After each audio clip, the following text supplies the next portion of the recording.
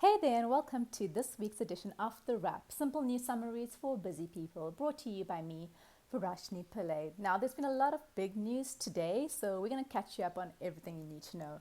First up, Zuma's big day in court. After his many brazen refusals to appear before the Zondo Commission of Inquiry, plus his poor showing at the court case around said refusals, the highest court in our land met to decide the former president's fate today. A reminder, lawyers for the inquiry previously argued before the Constitutional Court that Jacob Zuma should get 2 years in prison. This is more than is usually given for his repeated defiance if he is found guilty of contempt of court. So it's a pity that after all the anticipation, judgment was reserved earlier today. But we'll give you the lowdown on what the court does decide when it does make its ruling. But it was such a big day that an entirely new civil society body came together to support the Constitution on the day. It's called the Defend Our Democracy campaign, and it launched to coincide with Human Rights Day this past weekend. An online petition was circulated calling for Zuma to appear before the inquiry and for South Africans to rally behind this call. It gathered about 7,000 signatories across the ideological divide, from former DA leaders like Mmusi Maimane and Lindiwe Mazibuko to former ANC leaders like Thabo Mbeki through the foundation that carries his name, Frank Shikane, former Finance Minister Trevor Manuel, plus business leaders like Discovery CEO Adrian Gore and Business Unity South Africa CEO Cas Kuvadia. Now, Zuma, of course, decided not to participate in today's Constitutional Court proceedings, and he hasn't filed any of the documents earlier either. The court justices will have to make their decision without his input. Our former president's infamous Stalingrad strategy, which is his trick of delaying legal processes endlessly so that he does not have to face justice, has not worked this time. Today's Constitutional Court hearing was quick. Legal star Tembeka Ngukatobi, sorry, I really messed that one up, let me try again, Ngukatobi appeared before the commission, and his arguments took center stage. The advocate argued that Zuma should not be given more time to appear before the commission or merely fined for his non-compliance. He should, to use monopoly parlance, go directly to jail, do not pass go, do not collect 200 rand.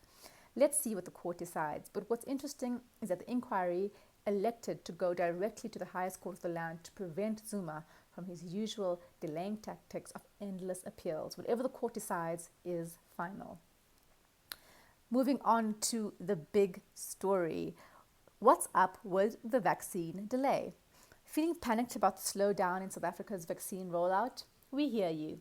It's difficult watching developed nations boast about their jabs while our first phase is seemingly stalled, and most of our health workers still haven't got their jabs in our first phase rollout.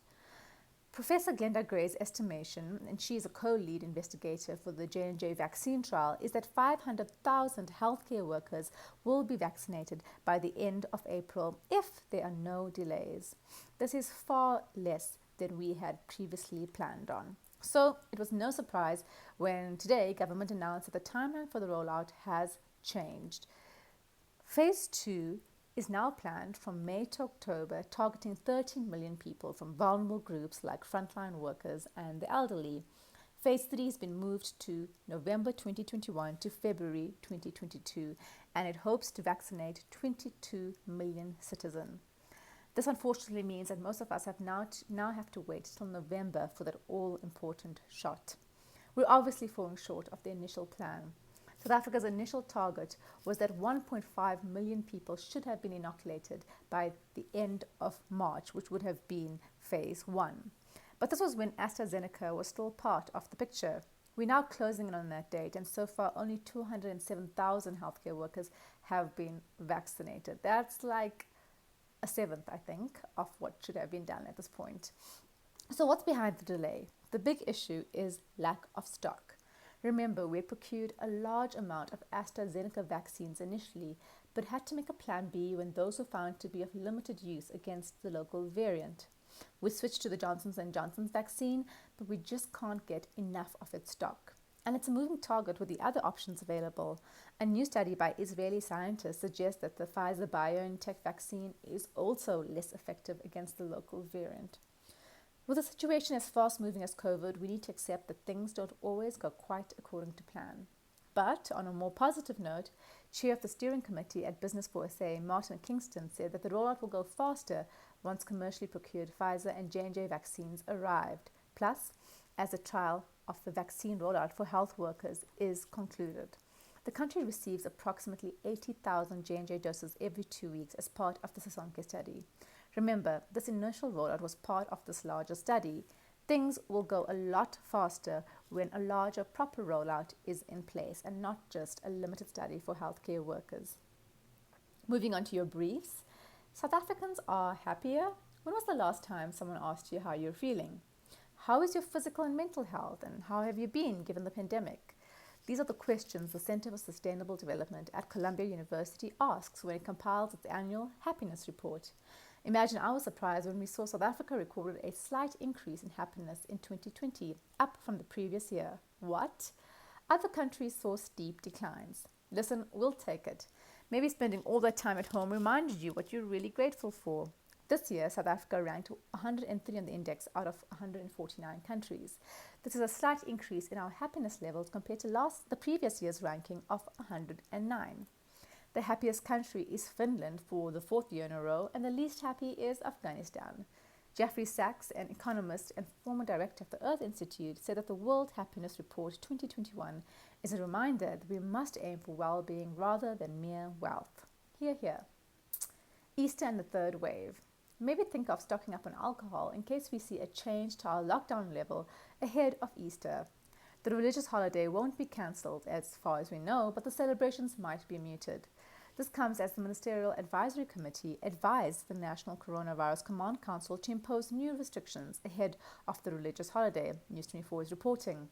The recommendation is to move to level 2, which is upper level from where we are now, which is level 1. This means we'll be back to limited gatherings of 50, limited alcohol sales, and imposing a curfew from 10 o'clock. Epidemiologist and co-chair of the MAC, Professor Salim Abdul Karim, told Times Live that he was deeply concerned about gatherings across all religious groups. He said that moving South Africa to alert level 2 might prevent super spreader events, which could drive third wave, something that scientists have already warned us about.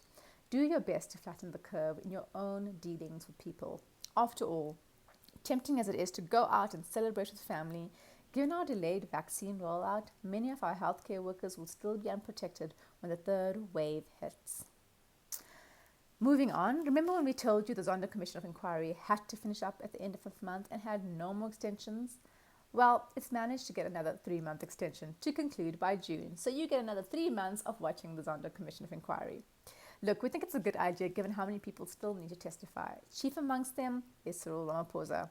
He is now expected to testify at the Commission in April. Business Day is reporting that Ramaphosa will first appear on 22nd and 23rd April in his capacity as President of the ANC, and then again on the 28th and the 29th in his capacity as the President of South Africa and as former Deputy President under Jacob Zuma. After all, the last decade of state capture happened while Ramaphosa was deputy. Now, with Zuma under the spotlight and the ANC implicated in several corruption cases, Ramaphosa will have to provide insight and evidence into some of his predecessors' dealings. Ramaphosa has previously detailed his interactions with the infamous Gupta family in a 6-page affidavit stating he had met them only 3 times from 2012, adding that the interactions did not go beyond basic greetings and pleasantries, Business Day has reported. Save those dates. It's going to be a highly watched testimony given that Ramaphosa's enemies in the ANC, generally those who were part of the looting culture under Zuma, are looking for ways to nail him. Another big story from today, the South African Reserve Bank today announced its decision to hold the interest rate at its all-time low of 3.5%, citing COVID-19 uncertainty and the looming third wave. MoneyWeb reported this means that the interest rate has remained unchanged as widely predicted. Most economists are predicting that our SARB governor, Lesetja Kganyago, will maintain this 3.5% rate for the whole of 2021. Since the beginning of the pandemic, the South African Reserve Bank has slashed the interest rate by 275 basis points. That's a huge amount. Bloomberg Economics says that this is enough for now. To put the 275 basis points into perspective, note this. In January 2020, the interest rate was at 6.25%, which was considered low under normal circumstances.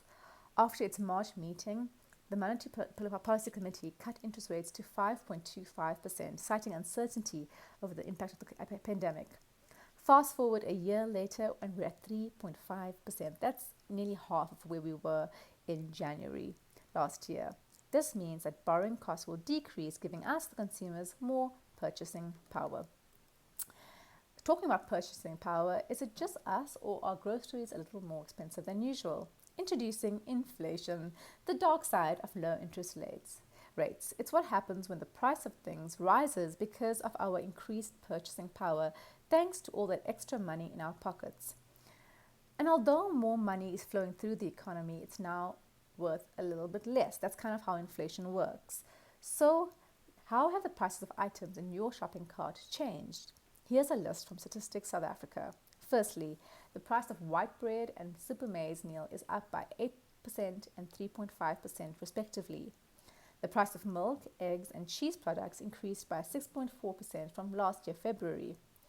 A 2-litre carton of fresh milk will cost you an average of 29 Rand 27 cents, up from 28.03 cents last year. So that's just over half a rand.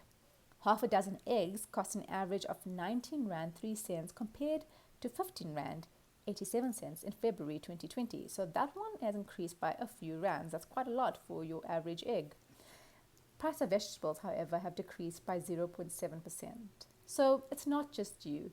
Use the extra cash you're saving from lower loan repayments and spend wisely. Moving on to some international news. Samia Suluhu Hassan, 61 years old, was sworn in as Tanzania's new president on Friday, making her Africa's only current head of government who's a woman and the first ever Muslim woman president on the continent. This comes after the death of controversial President John Magufuli.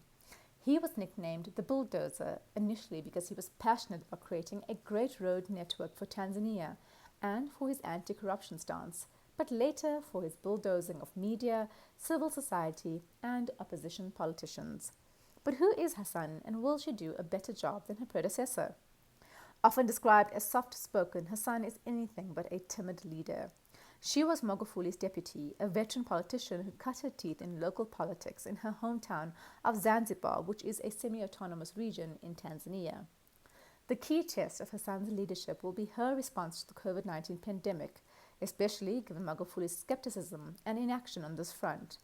Ironically, he is widely thought to have died from COVID-related complications, though that's obviously not the official line. Hassan did not wear a mask at her swearing in, just days after thousands of people also shirked masks at Magufuli's funeral. It doesn't bode well. We hope she gets the memo from the other women leaders who have rocked their handling of COVID-19. As we've previously reported, most female presidents have done really well on this front. If she can clean up her country's handling of the pandemic and civil liberties, she is a president we can get behind. Driving gets a little bit more expensive. As if we're not cash-strapped enough, petrol prices are expected to increase significantly from the end of March into April. The AA said that the price of petrol is set to increase by 90 cents a litre, diesel by 60 cents, and illuminating paraffin by 62 cents a litre. But when levies are factored in, the price of petrol will actually increase by 1 Rand 16 a litre. The AA cites the increase in international petroleum prices compounded by the weak rand as reasons for the rise. Maybe it's time to think green. Bicycles, carpool and walking. Skateboarding too, if that's your thing, should save you a buck or two. In the meantime, remember to fill up your tank before the end of the month. Finally, here's where you can travel if you really want to. When last did you feel that pre-travel rush? If you're really missing it, here are some places internationally that you could travel to without being too stressed about quarantine measures. A mapping tool on Skyscanner shows that there are 9 rather unusual countries accepting visitors from South Africa.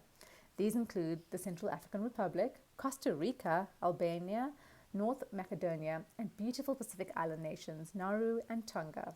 We're still barred from places like the US, UK, Israel, Vietnam, and the United Arab Emirates thanks to the local variant first identified in South Africa. But check out this tool for more places you could fly to as regulations change if you still feel that travel bug. Go to skyscanner.net.